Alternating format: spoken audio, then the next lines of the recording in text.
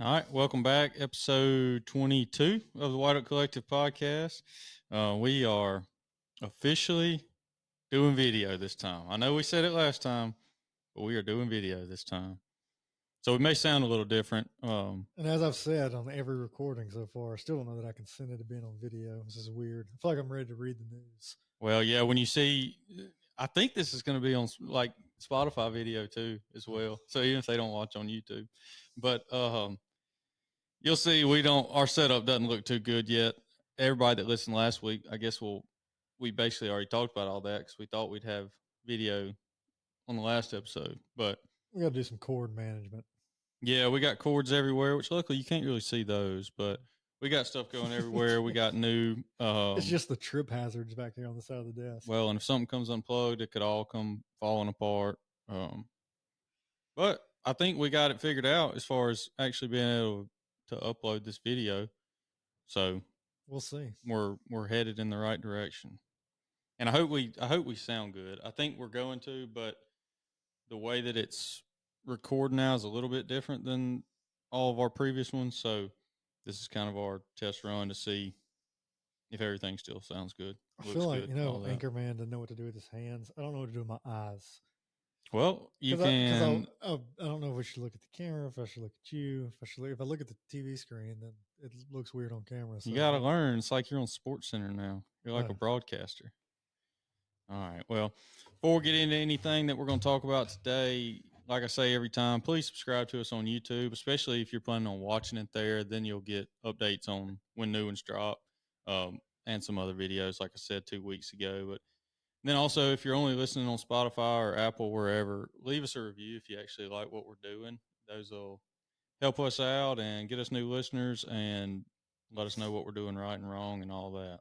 So please go do that for us if you don't mind. But we were going to get into this. Oh, actually, before we even get in this episode, I'll tell people this and I'll tell you this. I don't even think I told you. Game warden went out Sunday to my place and caught the poacher. really, So he has been caught. and he was back. Yeah, he was back. I wasn't in town. My neighbor that I had kind of led on to the situation, he called me and was like, "Hey, there's a guy walking through your food plot right now." I didn't. He called the game warden for me. Went out there, got him for no license, no orange, trespassing, and one other thing. He got 4 total tickets. So hopefully that's going to nip that in the bud and be done with all that. But Yeah. who No, knows? you hadn't told me that. Yeah, I'm hoping since it's close to the end of the season anyway, once he goes back to Louisiana, he'll say, next year it's not worth Gotcha. coming back up here for all that. Yeah. But we were going to, if we had enough time last time, we were going to get into this topic, but then we kind of ran long talking about your deer and that poacher and all that Right. situation. But going to talk about kind of simplified version of a habitat management plan and why right now is the time that you need to be doing it, kind of what you should be doing, what you should think about right now.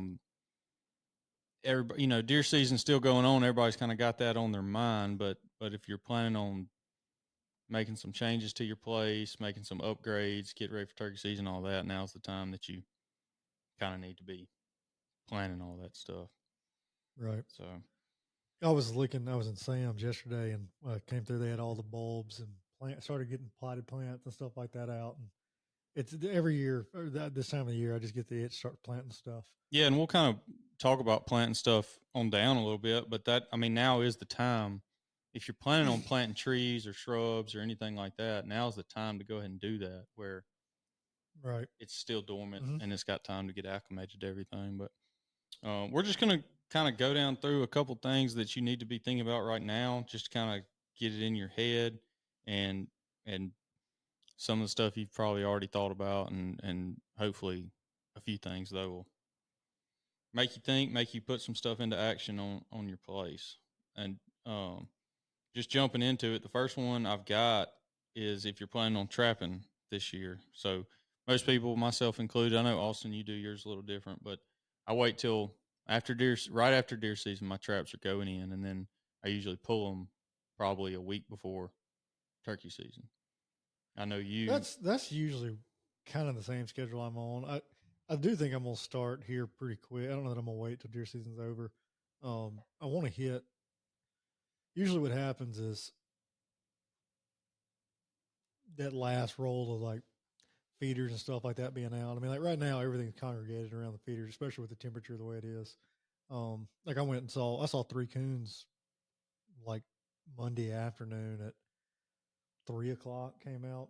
So I mean, like they're just right now as cold as it is, they're congregated up, and I want to start kind of hitting them while they're still congregated and start going out looking for food because I know. I mean, it's not a Well, it makes it easy. it I makes it mean, it being makes it able to hit easier. feeders like that Yeah, makes it easy. it makes it easy, and um, we'll usually like we'll keep those running for a little bit, but we're big. You know, like Mississippi, you can't have um, you're not supposed to. I think you can feed deer maybe throughout the year, but you can't have. You're not supposed to be hunting within like range of a feeder during turkey season. So like we're sticklers for that on making sure that everything, even on like all the camp land and all, making sure that everything's empty. That way, there's no problem with that. And so that usually starts running out in mid to late February. We're not refilling them during that time. So I want to hit it a little bit early this year, just from that standpoint. Just while they're still congregated, I want to try to get after them. Yeah, well, I'm probably. I just said I'll wait till the day after deer season, basically. But my deer season's been so rough this year between what I've been seeing plus the poacher and all that stuff. I'm probably going. I mean, I'm ready to go ahead and get it started, changing up. I'm kind of over deer season, but so I'll probably. I mean, I might shoot. I might run traps I still got this one weekend. I'm chasing. We've still been playing. Oh, we talked about last week playing cat and mouse one, and still or 2 weeks ago, I guess that's when it was. So Yeah, same you've been, same and we'll same keep him, same things happening. We and keep we'll missing keep one him another. tight lipped because you've been tight lipped on him, and understandably so. Yeah. Um, Um, but I'm trying he's to think. Going back to the trapping thing though, the only thing I'm planning on doing different this year with my traps, and I just kind of looking through some of your notes, but the thing that I'm planning on doing last year, I used just those Duke dog proofs is all of trapping I do.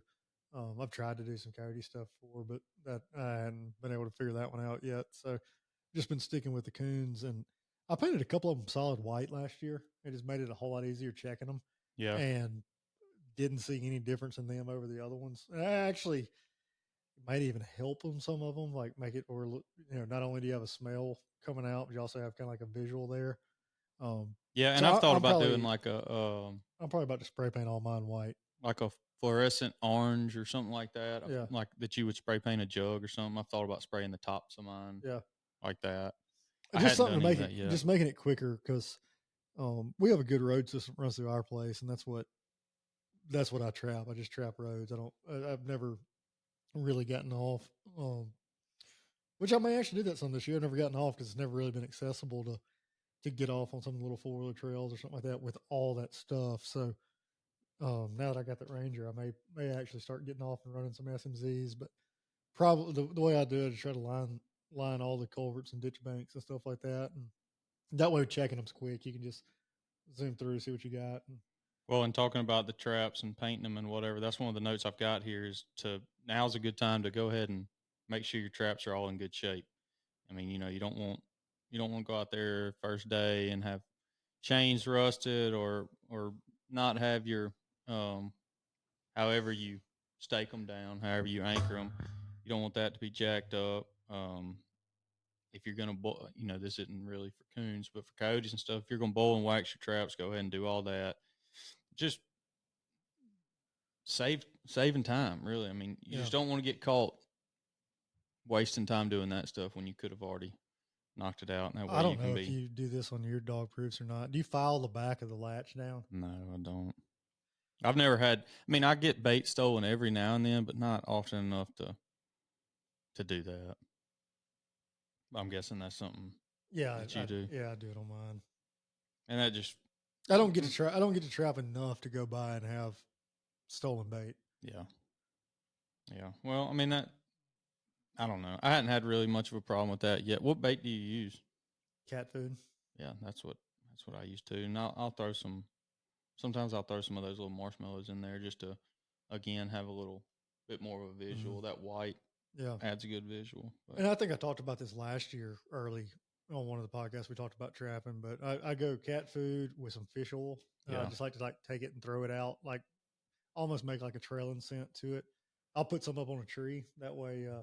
Like if I set the when I set the trap down, I'll put some up on the tree, and then I'll throw like a trailing scent out. Um, just trying to get some wind drift, that kind of thing, give them something to attract them over there. And then talking about like a visual, I think it works as a visual all the time, but it's good for waterproofing. Like take a red solo cup, Yeah, put it you over the top mentioned of that it. last year, putting the cup So on top. that's what works for me, and it's works. That's just what I keep doing. And I mean, like I said, sometimes I'll put the cups on them just to have something there as a visual. Yeah. So as far as trapping goes, go through your traps, make sure they're all in good shape. Add some more to your collection if you need to. Bowl and wax your coyote and bobcat traps. And I mean, yeah, go ahead and check your. Oh, a lot of times it's hard around here to find the.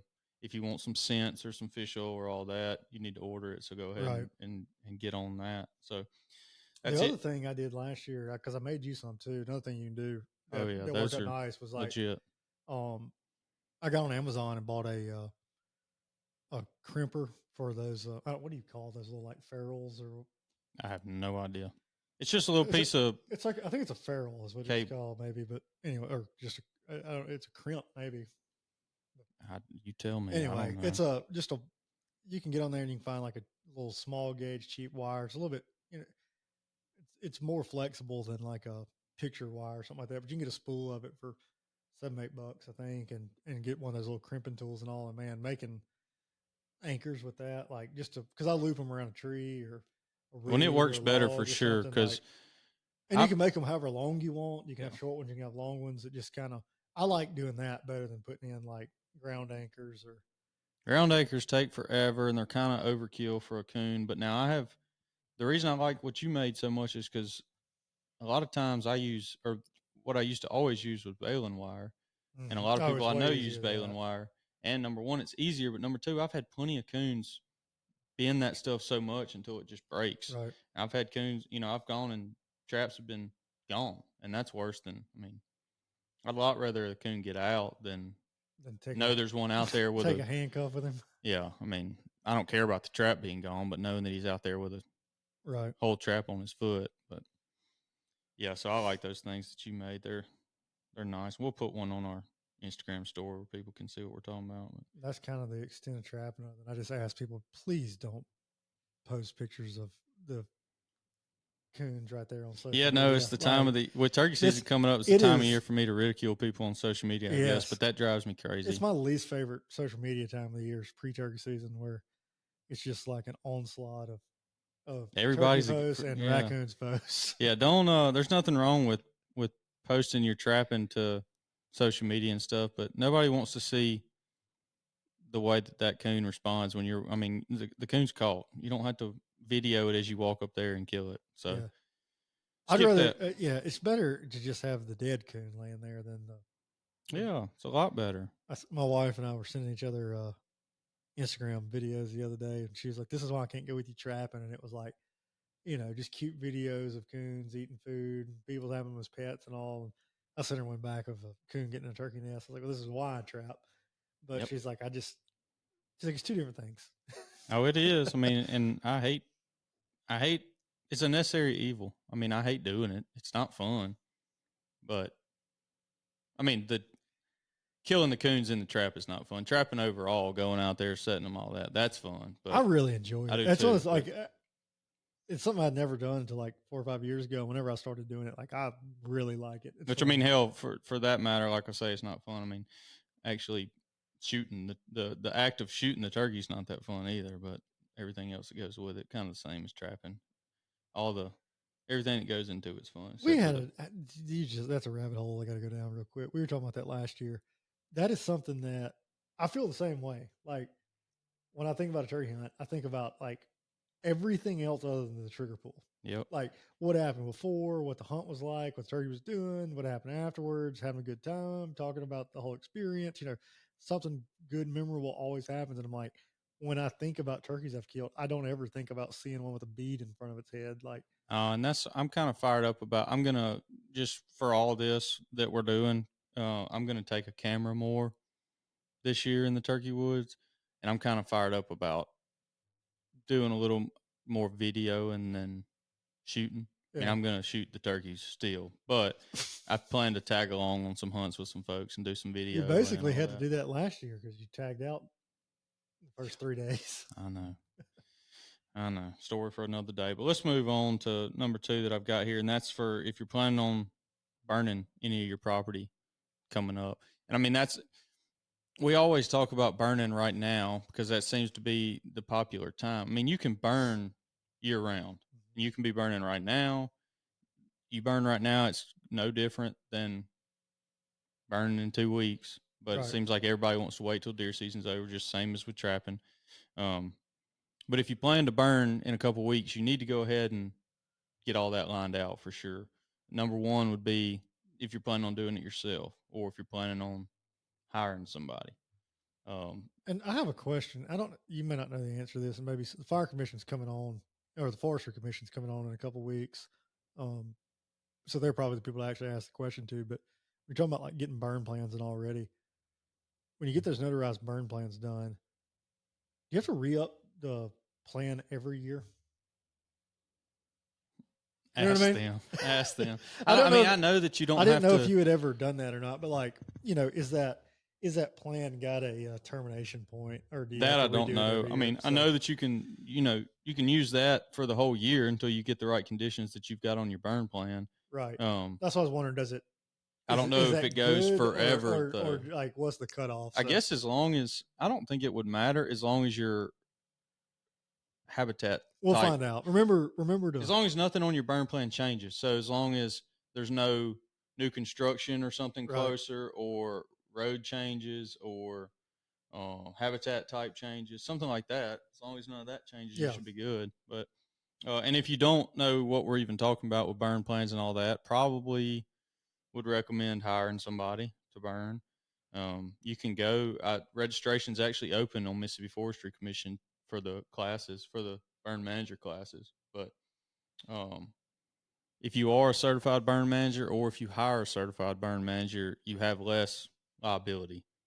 The state kind of helps with the liability on that, so you don't have to worry as. I mean, you got to take all the precautions and you got to follow your burn plan, but you don't have to worry quite as much about being on the hook if your fire gets out and burns Yeah, well, if somebody I else's remember correctly, property. it's not that it protects you from any lawsuits or anything like that. It just they have to prove that you had negligent actions. Like you got it. Like your documentation will help you out. Yeah, so That's what it's for, is to prove that you were negligent. yeah, it's not gonna mean you're not liable at all, but it's a lot harder to be found Right. liable Yep. if you check all your boxes. And being certified or having a certified burn manager is one of the boxes that you need to check. Correct. But anyway, if you are going to do it yourself, need to go ahead and think about what all equipment you're going to need. Mainly, number one would be how you're going to put in your fire lanes, because do not skip that step. That would be number one screw up, would be not putting in any fire lanes. Now you don't, if you've already got a well established road or a creek or something like that, you can use that as your fire lane. But if not, you need to. Are you going to have a disc? Do you have a dozer?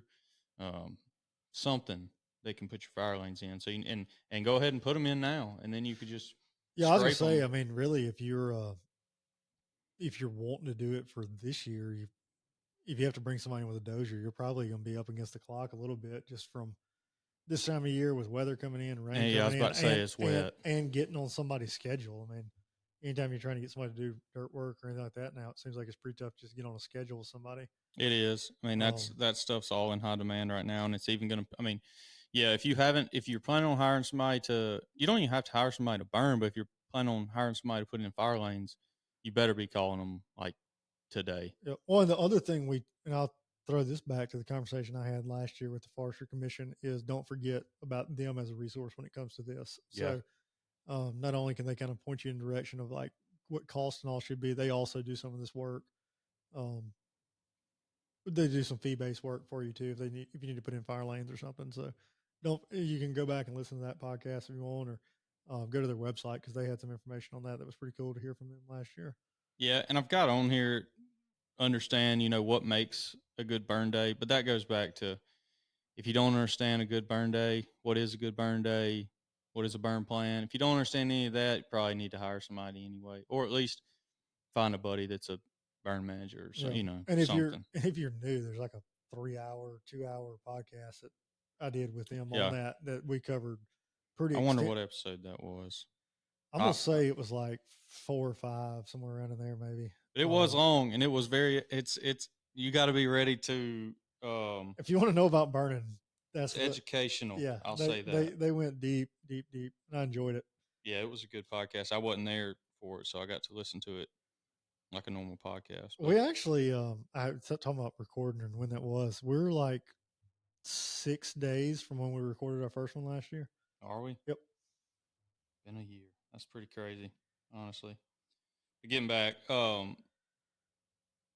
most important thing with burning, in my opinion, too, that I see a lot, or at least a lot of people talk about it, is it actually going to even do anything? Like, if you've got a 15-year-old, never been thin pine plantation with nothing growing up under it, even if you go burn that, you're still not getting any sunlight, so nothing's going to grow. So Right. yeah, you burn it, it cleaned up the pine straw, but you you don't have any benefit. There's no benefit there. It didn't improve anything. Well, some of it's like understanding what results you're going to get out of what you're doing and the timing of what you're doing. So, And why you know, are you trying to make better turkey nesting area? Are you trying to just knock back some of your thick areas? You know, are you trying to help your kind of release your pines? I mean, right, there's so many different benefits to burning, but there you don't just need to burn. You're just wasting your time and your right. you got liability just because you want to. That episode was number 5 on March 28th. Yeah, 131. That was our very first one. All right, number 3. We mentioned this when we started, but if you're planning on planting any trees or shrubs or anything like that, now's the time to go knock that out before spring. Most people, you know, think springtime, that's when all the garden centers and That's when they're everywhere carrying starts all the selling trees. all their Yeah. plants, and everybody's tired of being cooped up inside and it's warm and you want to go plant your stuff. You know, people are planting gardens and all that, but as far as trees and you can plant them in the spring, they just take a lot more care. You got to make sure you're watering them more and Right. all that. When now, if you plant them, the roots are still going to be dormant for a while, so they've got time to kind of acclimate, and they're not going to go through, or their risk of going through a shock is a lot less than if you plant them in the spring. But are you planning on doing? I Are you want to planting anything? do some blueberries this year. Yeah, That's really the only thing I'm planning on. I planted some years ago, and I think I got the only 2 blueberry bushes that don't produce blueberries. yeah. Mine aren't doing good in my backyard, and I'm going to add some blueberries as far as the backyard goes. But I'm going to try if I can get my hands on some Chickasaw plums or some American plums. I'm going to plant some of those out on our property. But as far as that goes, that's about it. I'm not, which I say that I've got some oak trees that I grew from acorns that I've got to plant somewhere. But I mean, I do that every year. So Yeah, I don't know. Seems like I always try to plant a tree every year, and I just really don't have any. I want to plant some out of our land, but I don't know. Really don't know where I want it yet. yeah, And so it's like a constant trade off of like I hate to keep giving up time because I know we're going to eventually build out there. So I want it to be set the way I want it.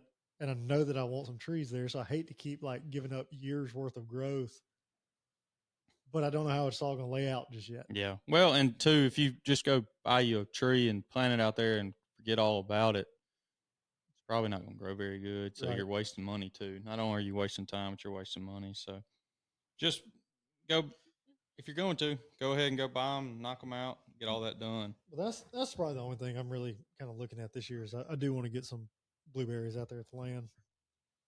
So the next, I mean, that was about all there is to that. The next one I've got that I'm not great at yet, but I'm getting better is checking on all your food plots, kind of journaling or just at least jotting down how they did this year, what they look like right now.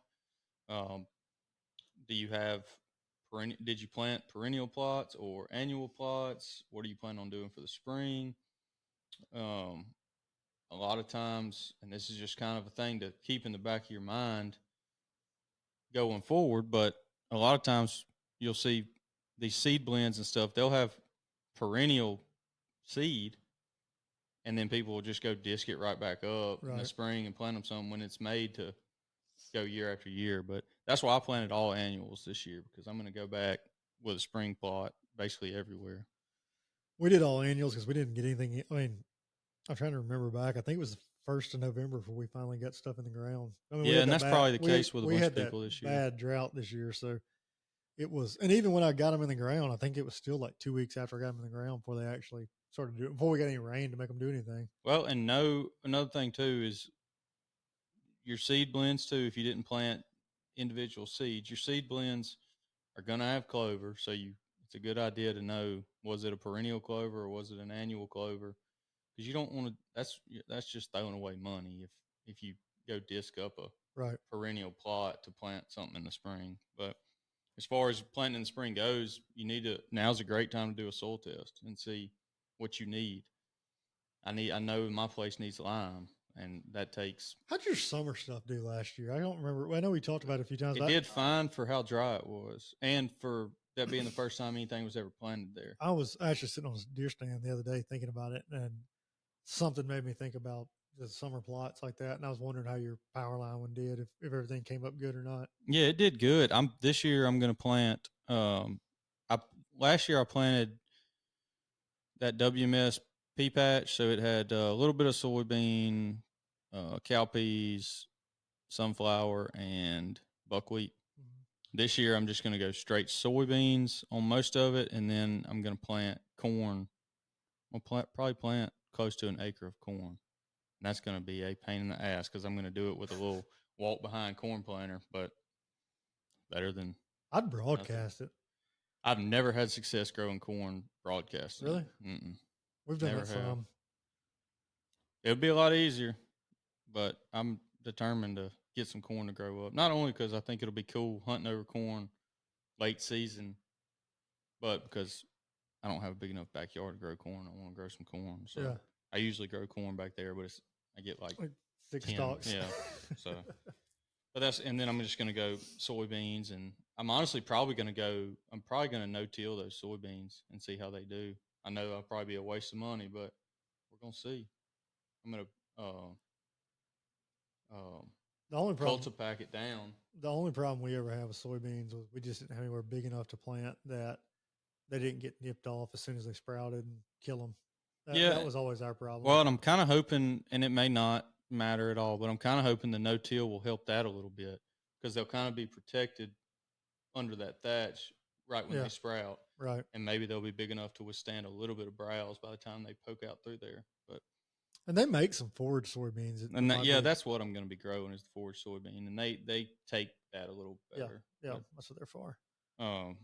It's all I just like trying different stuff, trial and error. And it may not even be the best thing for the deer or for the wildlife, but I just like seeing what'll grow. And that's part of what makes it fun, is just getting to kind of play around, try different things, see what you like, what you don't like. Yep. And as far as, like I mentioned, my place needs lime. Lime takes months to really take effect. So if you need lime for your summer plots, February, March, April, May, I mean, you need to be thinking about lime. And the good thing about putting out lime right now is that if you're using a lime buggy from like the co-op or something, it's not as in demand as right before deer season, when everybody's got that on their mind. So, the fifth one, the last one I've got as far as actual habitat plan, would be making changes to your current hunting setup. So were you getting busted going into your deer fields this year? Were you getting busted leaving? Did you not get to hunt a field much because the wind never cooperated? Just, if you need to make changes, move your shoot house. Maybe there was a big limb in the way the whole season in one of your fields, you need to go cut it. It's just, all this stuff is so much you can do. I mean, that stuff you've got until October to do it, but it's just so much easier. Well, I'll say the biggest thing with it now is like, I think we were talking with Jamie about it one day, about just like how micro adjustment you can play the wind. Yep. Like right now you're used to how deer access your fields this time of year. You know where they're kind of coming from. Those are just typically not going to change, especially if No, you've hunted a place over and over. as long as the land, and I say land, like as long as the trees it, aren't cut or yeah, like there's something like not some kind that, of it's major not going to change to it. It's change. not going to change. And so, um, being able to sit like that, I've been hunting this same deer for a while now, so I've had a lot of time to sit and think and not see anything. And that was one of the things I was thinking about was just like being able to go in next year and bring in a couple ladder stands, a couple places that just watching a couple areas, knowing like, okay, this is where they always travel, this is where they're always coming from. How can I set up a couple different wind directions where I can still hunt the same place but be safe with my wind? Yeah, Um, Another thing, and I wish if somebody could find it and call, I would buy a pallet of them.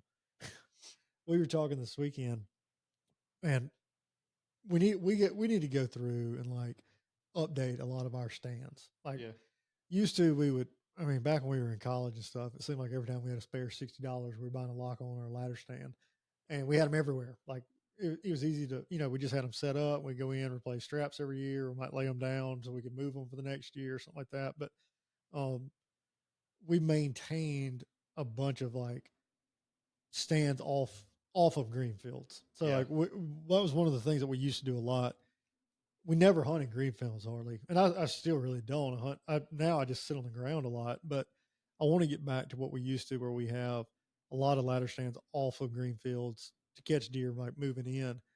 And that's what I was saying. Like I'd buy a pallet of them if I could find them. We used to have these ladder stands, and I bet it was like 20 years ago. Probably it was really the first aluminum ladder stands that I remember us getting that weren't homemade. Like we had some like homemade square metal tubing ones that people welded yeah, together or wood ones, but the first aluminum ladder stands we ever had were like 12 or 15 foot tall. They had like a fixed shooting rail, like what a bull bar brush guard looks like, yeah, had just like a U shape. yeah.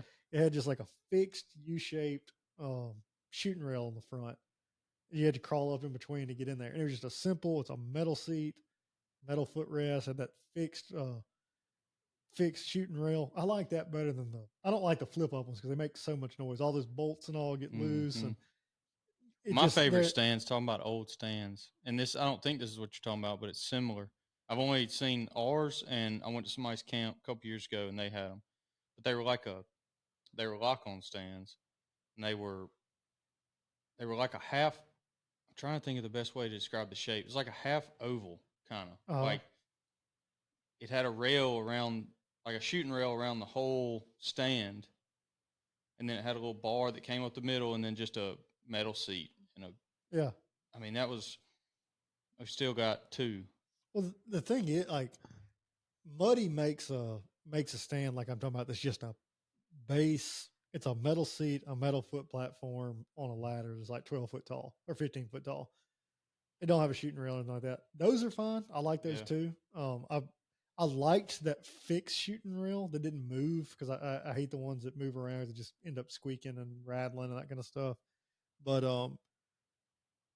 the big nice ones with like the millennial style seats, and I think everybody makes one now that's got the big, you know what I'm talking about, yeah. like the fabric type seats I've and all got that. some of them. I had to leave two of That those in the tree this year because I well, was lazy and let them grow into the tree. like they're great if you have them like somewhere on the side of a cutover or in a green field or something like that you don't have a box stand in that like is going to be a high traffic area. You're going to sit there a fair amount. You're going to be there for a long amount of time. That kind of stuff. Like yeah, they're great if they're accessible to be able to like get in. Yeah, I like those just little small basic ones though to get off in the woods with. Hunt creeks with, hunt stream side management zones, that kind of stuff. So if anybody knows of that old style stand I'm talking about that's got the fixed shooting rail on it, I'd love to know where to get so one. I don't. I'll. This is going to be the.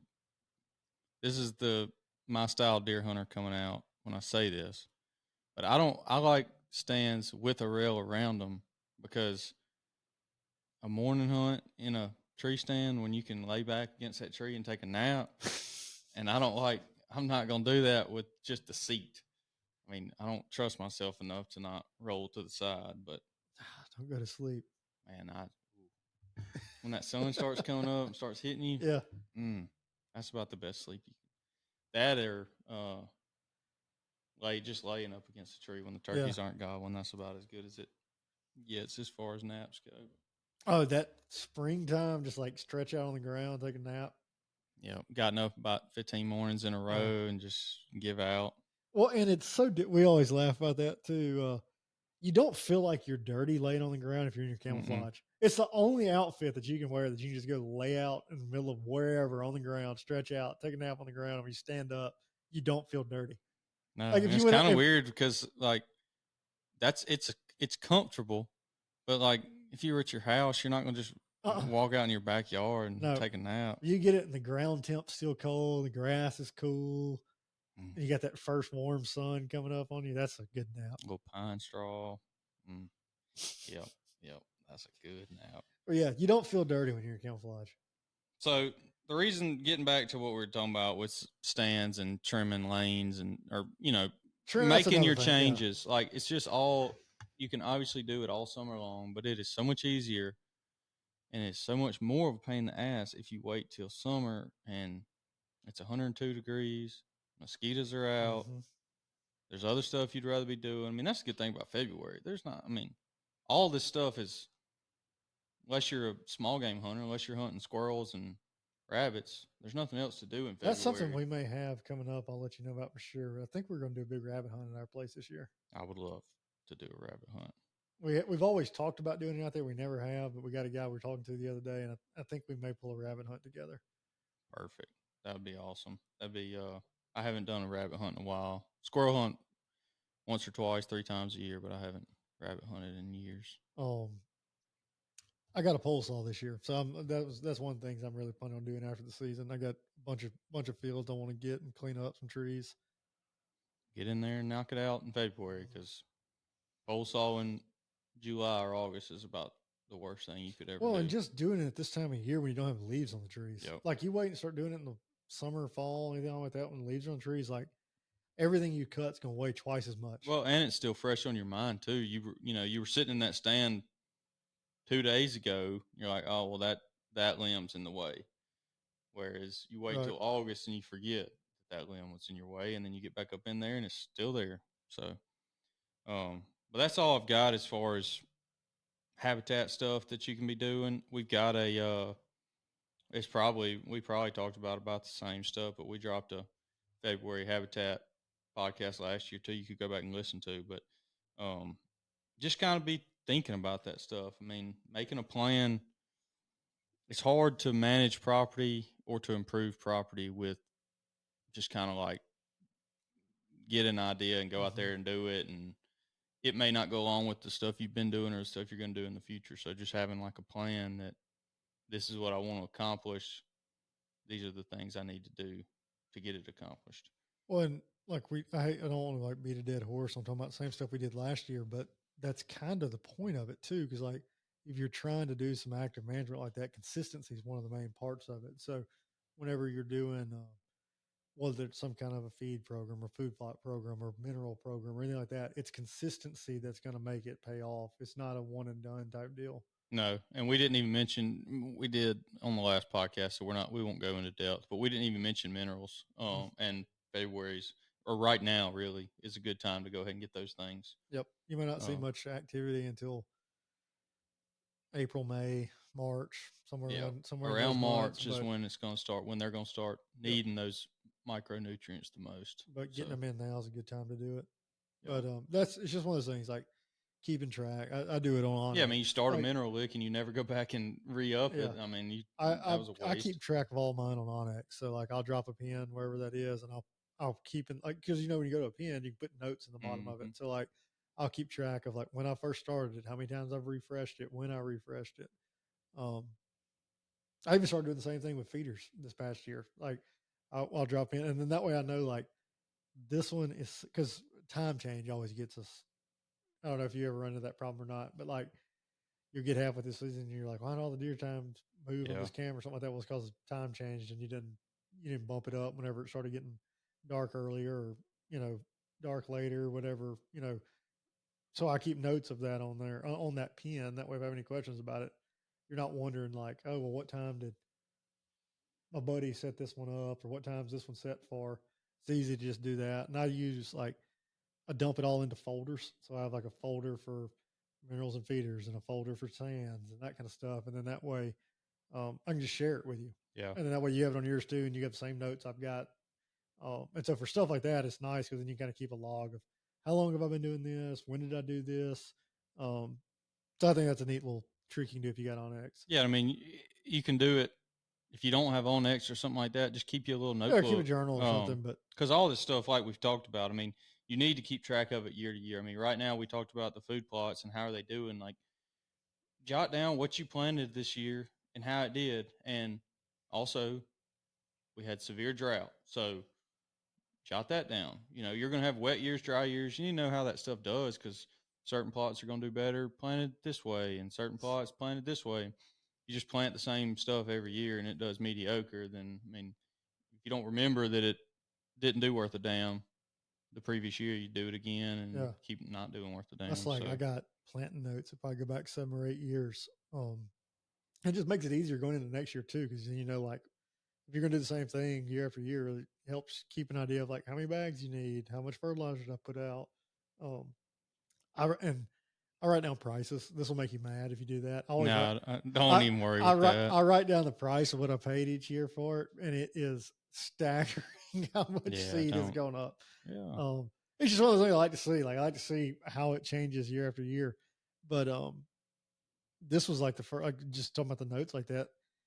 This we planted this year almost 2 months later than we've ever planted. Yeah. Just shy of 2 months later. Yeah, I got mine in, and we've talked about all this already. But I got mine in at the perfect time. Got some rain. Plots look good this year, but there's a lot of things I want to improve on, and a lot of things that I'm gonna improve on going into next year. Gonna get started on it. So, um, as far as habitat stuff though, that's all I've got. Unless you've got something else, I don't think any so. That notes was that you want to add. um I don't believe so. The main thing I was going to say was I was just wanting to ask everybody if anybody remembered those old stands and if they had seen one with a fixed shooting rail like that came up around your knees. I'd love to know where to get one. Direct messages on Instagram if you know what he's talking about. I don't have a clue, but maybe somebody out there listening does. Um, we teased, didn't really tease, I don't guess. We just made a we're going to make an effort to get real estate stuff going on this podcast this year. And next year, I mean, in the morning tomorrow, we've got somebody with Southern Ag Credit coming on to talk finance and land and kind of what rates are doing this year and what they can do to help you out. So that'll drop after this podcast. Um, but look forward to that one because that ought to be a good one. And if you're thinking about buying land soon or just kind of want to get your ducks in a row for when you can buy some land. And as far as Southern Ag goes, which I'll let him get into all this, but I mean they can finance equipment, land, hell they can finance cows. I mean anything like that. So, but he'll go into all that, and that'll be in 2 weeks or 2 weeks from when this episode drops. So, um, that's it. Like I said in the beginning, go subscribe to YouTube if you can, and go ahead and drop us a review wherever you're listening right now. And hopefully this sounds good, and hopefully it's watchable. So we'll see. Austin, you got anything else? Don't think so. I'm good. All right, let me play the outro. We'll see y'all.